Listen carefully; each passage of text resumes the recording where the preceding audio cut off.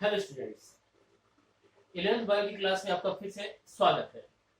Last video में हमने 5 kingdom classification system जो RX व्हिटेकर के द्वारा दिया गया उसका पहला किंगडम मोनेरा के बारे में हमने जानकारी ली। आज जो हमारा जो टॉपिक है, अगला जो किंगडम आता है इसमें प्रोटिस्टा। प्रोटिस्टा जो वर्ड है उसकी अगर बात करें, नाम इसका प्रोटिस्टा का मतलब है प्राइमरी। प्राइमरी क्यों कहा, इसके पीछे रीजन क्या है कि पहला ऐसा किंगडम है जिसमें यूकैरियोटिक प्राणी देखे गए, ये कहूं कि यूकैरियोटिक प्राणी को सम्मिलित किया गया। अब बात करें इसमें बेसिक कैरेक्टर्स की बात करें इसके, तो बेसिक कैरेक्टर में आप देखिएगा सबसे पहला जो कैरेक्टर मैंने यहाँ पे शो कर रखा है कि ये यूनिसेलुलर यूकैरियोटिक्स है या यूकैरियोट्स होते हैं। यानी इन प्राणियों में आप देखिए ये सभी के सभी एक कोशिकीय यूकैरियोटिक प्राणी होंगे। अब बात ये आती है कि यहां पर कि ये यूकैरियोट्स प्राणी है, तो यूकैरियोट्स प्राणी है तो इसमें आप देखेंगे कि इसमें स्पष्ट न्यूक्लियस पाया जाएगा, यानी वेल डेवलप्ड न्यूक्लियस प्रेजेंट है। फिर दूसरी बात अगर देखें कि इनमें मेम्ब्रेन सेल ऑर्गेनल्स भी पाए जाएंगे, भाई यूकैरियोट्स हैं तो झिल्लीबद्ध कोशिकाओं भी इनमें पाए जाएंगे।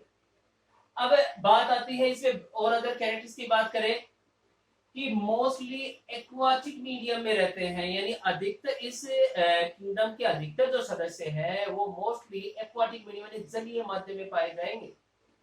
फिर आगे इसमें जो कैरेक्टर दे रखा है इसमें कि इनमें एक्वाटिक मीडियम में लोकोमोशन के लिए या फीडिंग के लिए या शिकार करने के लिए या अपने बचाव के लिए प्रोटेक्शन के लिए इनमें सीलिया एंड फ्लेजेला पाए जाते हैं, पक्षमाभ एवं कक्षाभिकाएं पाई जाएंगी, जिनमें 9+2 व्यवस्था पाई जाएगी, यानी माइक्रोट्यूबुल जो होती है वो 9+2 के अरेंजमेंट में पाई जाएंगी। यानी 9 जो होगी वो पेरिफेरल ट्यूबल्स होंगी, जबकि 2 होंगी वो सेंट्रल ट्यूबल्स होंगी।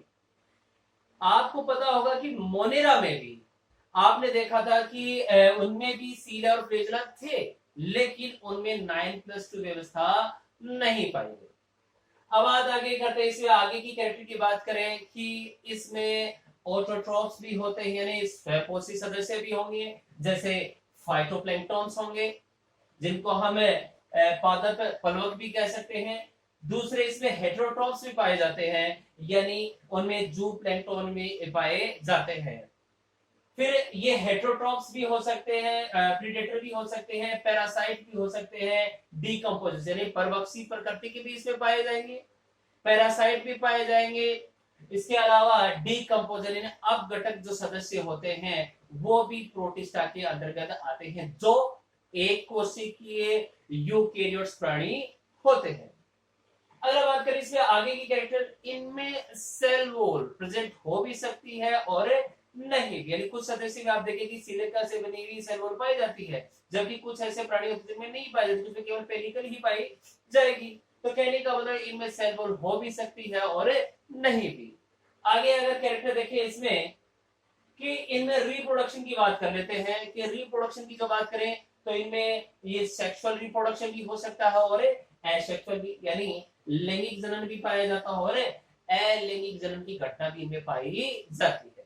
अब यानी कहने का मतलब बेसिक कैरेक्टर आपने देख लिया कि इसमें अगर मोस्टली अगर अंडरलाइन करें, पहली बात तो इसमें सभी के सभी जो प्राणी होंगे वो यूनिसेलुलर होंगे और यूकैरियोट्स होंगे, एक्वाटिक मीडियम में पाए जाएंगे, वेल डेवलप्ड न्यूक्लियस पाए जाएगा, मेम्ब्रेन सेल ऑर्गेनल्स पाए जाएंगे, और इनमें ऑटोट्रॉप्स भी होते हैं, हेटेरोट्रॉप्स भी होते हैं, प्रीडेटर भी होते हैं, पैरासाइट भी होते हैं।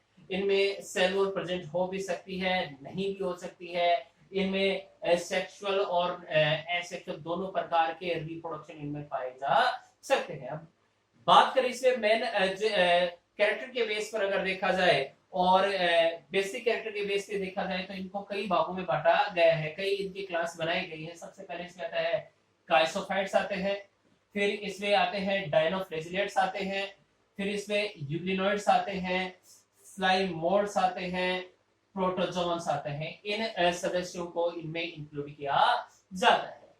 बात करते हैं आगे इसमें कि क्राइसोफाइट्स की जो बात करें, इनमें सुनहरे सेब वाले यानी डाइटम्स और डेस्मिड्स इसमें आते हैं। ये डेस्मिड और जो डाइटम्स जो होते हैं, इनमें विभिन्न प्रकार के वर्णक इनमें पाए जाते हैं, जिनकी वजह से ये सुनहरे दिखाई देते हैं। खास बात क्या है? खास बात ये होती है कि इनके ऊपर सिलिका की बनी हुई सेल वॉल पाई जाती है, जिसके कारण ये लंबे समय तक सुरक्षित रहते हैं, नष्ट नहीं होते हैं। इसलिए जो मर्द जो डाइटम्स होते हैं वो कई दिनों तक सुरक्षित रहते हैं, और ये जो एक जगह इकट्ठे हो जाते हैं, जिसको और इनकी जो सेल वॉल होती है, इसको डाइटमी मर्दा भी कहा जाता है, जो बहुत ही बेनिफिशियल होती है, जिसमें आप देखेंगे कि इनमें जो पॉलिश वगैरह जो होती है, जो ऑयल फिल्ट्रेशन जो होती है, उनमें ये काम में आती है।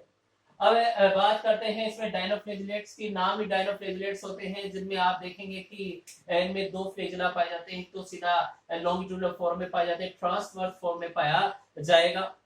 इसके अलावा इसमें जो विभिन्न प्रकार के वर्णक पाए जाते हैं, जिसके कारण ये विभिन्न प्रकार के रंगों के होते हैं। लाल सेवाल जो होते हैं मोस्ट इनमें पाए जाते हैं, जैसे गोनिलेक्स का एग्जांपल लेते हैं, और ये सभी के सभी मेराइन मीडियम में पाए जाते हैं, समुद्री आवास में पाए जाते हैं। साथ साथ में अगर बात करें तो इनमें की जो कॉलोनी होती है, इनमें ब्लास्ट होता है, जिसके कारण जो जल जो होता है वहां का, वो लाल रंग का हो जाता है, जो विषैला होता है, अन्य जीव के लिए जो बहुत ही हानिकारक होता है। बात करते हैं आगे, इसमें यूग्लिनोइड जो होते हैं, यानी इनमें यूग्लिना का एग्जांपल लिया जाता है। इनमें भी फ्लेजिला पाए जाते हैं, और इनमें अगर देखा जाए तो इनमें सेलोन नहीं पाई जाएगी, लेकिन इनके ऊपर पेलिकल, लचीली पेलिकल पाई जाती है, जिसके कारण का आकार है वो परिवर्तित होता रहता है। इनमें आगे और इसमें अगर बात ऐड करें इसमें, तो बेसिक बात ये आती है कि ये जो प्लांट्स और एनिमल्स जो होते हैं, उन दोनों के बीच की कनेक्टिव लिंक होती है, यानी सजीव पादप और जंतु के बीच का संयोजक कड़ी माना जाता है। क्यों? क्योंकि इनमें दिन के समय या प्रकाश की उपस्थिति में इनमें प्रकाश वर्णक जो पाए जाते हैं, जो क्लोरोफिल जो पाए जाते हैं, जिसकी वजह से फोटोसिंथेसिस कर पाते हैं। और अगर देखा जाए, अगर ये नीचे अगर बॉटम में चले जाते हैं, जहां पर खूब अंधेरा होता है, तो फोटोसिंथेसिस नहीं कर पाते हैं, तो ये प्रेडेटर की बातें कार्य करते हैं। तो यानी दोनों प्रकार का कैरेक्टर पाया जाता है, प्लांट्स का भी पाया जाता है, और इनमें एनिमल्स का कैरेक्टर भी इनमें देखने को मिलता है। फिर इसमें आते हैं स्लाइम मोड होते हैं। ये अगर आप कहें कि सेप्रोफाइट प्रोटिस्टा होते हैं, मर्तोपसी होते हैं, जो सड़ी गली पत्तियों के साथ जलधारा में निश्चित रूप से घूमते रहते हैं। रही बात इसकी प्रोटोजोन्स की होते हैं, इसमें प्रोटोजोआ सदस्य है जो कौन कौन से होते हैं, जैसे अमीबॉइड है, जिनका निश्चित आकार नहीं होता है, और ये अमीबा इसमें इनको इंक्लूड किया जाता है।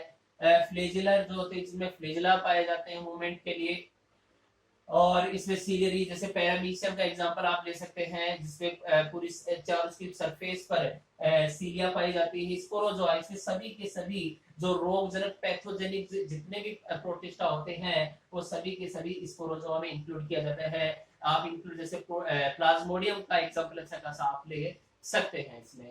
तो इस प्रकार से हम देखते हैं कि जो प्रोटिस्टा जो किंगडम जो होता है, उसमें यूनिसेलुलर यूकेरियोट्स, काइसोफाइट, डायनोफ्लेजिलेट है, इसमें स्लाइम मोल्ड होते हैं, यूग्लिनोइड होते हैं, स्पोरोजोआ एक्सेट्रा को इंक्लूड किया जाता है। नेक्स्ट वीडियो में हम देखेंगे फंजाई के बारे में।